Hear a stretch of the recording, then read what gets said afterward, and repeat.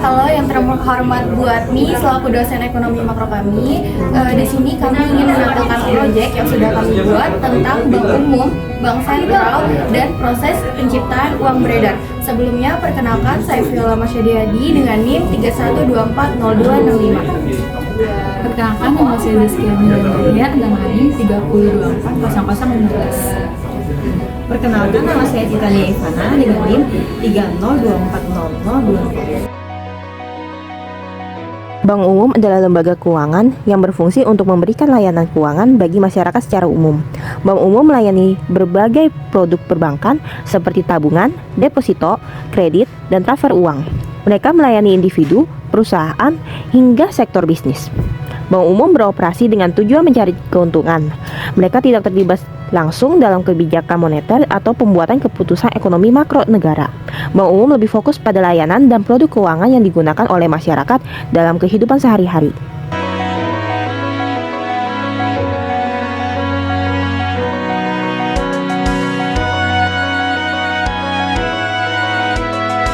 Bank umum memiliki beberapa fungsi penting dalam sistem perekonomian, antara lain, yang pertama, mengatur peredaran uang. Bank umum memiliki kewenangan dalam penciptaan uang jiral untuk membantu mengatur peredaran uang di masyarakat. Yang kedua, penyedia jasa penyimpanan. Bank umum menyediakan layanan penyimpanan dana dan barang berharga untuk masyarakat, memastikan keamanan aset-aset tersebut. Yang ketiga, fasilitas pembayaran. Bank umum memfasilitasi kelancaran pembayaran, baik untuk transaksi domestik maupun internasional. Yang keempat, transaksi internasional. Bank umum juga membantu dalam transaksi internasional, termasuk transfer uang dan perdagangan valuta asing. Yang kelima, jasa lainnya termasuk layanan kredit, penyimpanan barang berharga, dan kegiatan anjak piutang.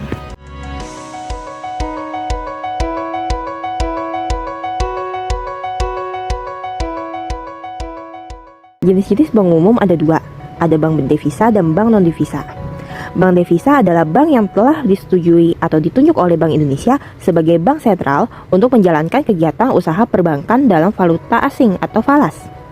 Sedangkan bank non-devisa adalah jenis bank yang belum memiliki izin menjalankan transaksi sebagai bank devisa sehingga terbatas dalam lingkup transaksinya. Jadi, contoh dari bank umum adalah Bank Sentral Asia, Bank Negara Indonesia, Bank Mandiri, dan sebagainya.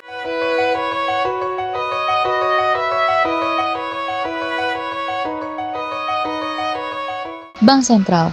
Bank sentral adalah suatu lembaga yang bertanggung jawab untuk mengatur dan mengawasi sistem keuangan di suatu negara.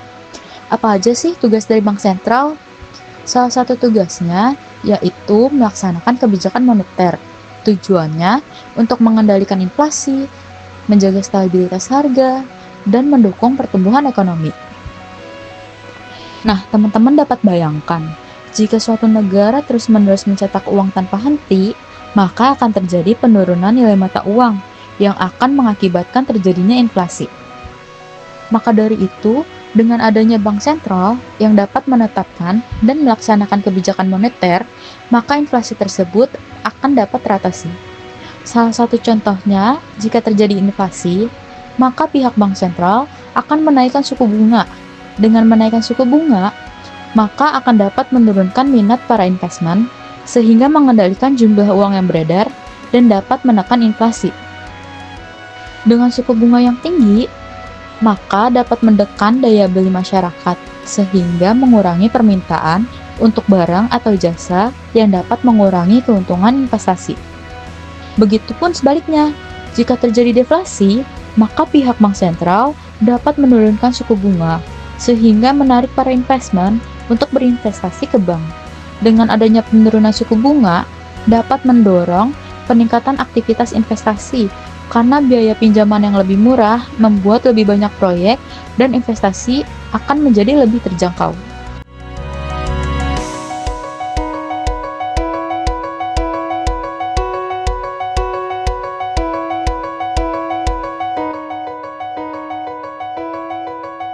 Proses penciptaan uang berpengaruh pada jumlah uang beredar dalam perekonomian bertambah, terutama melalui sistem perbankan. Proses ini berkaitan erat dengan peran bank sentral, bank umum, dan mekanisme cadangan wajib.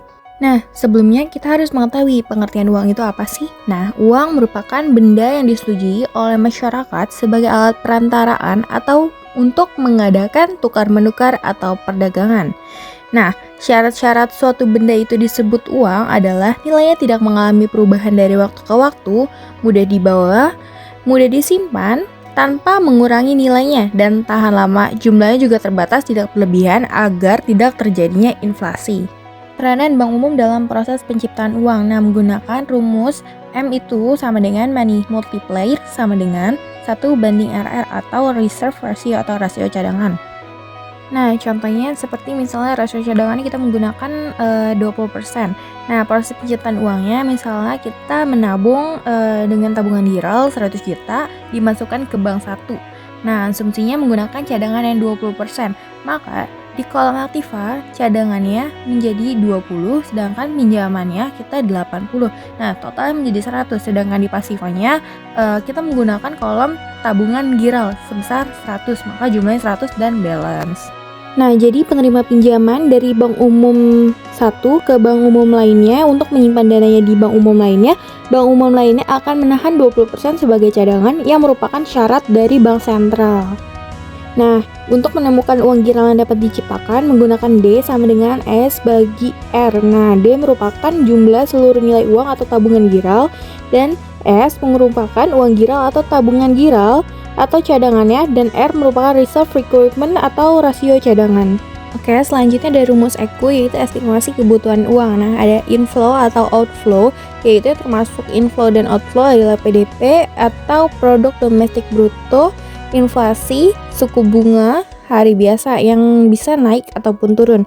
Nah, ditambah kondisi fisik yaitu kondisi uang kita yang semakin bagus atau semakin turun. Setelah itu ditambah iron stock atau persediaan uang yang harus dijaga untuk mengantisipasi terjadinya kondisi luar biasa untuk kayak bencana alam, tsunami, dan sebagainya. Setelah itu dikurang stok uang yang tersedia menghasilkan estimasi kebutuhan uang kita.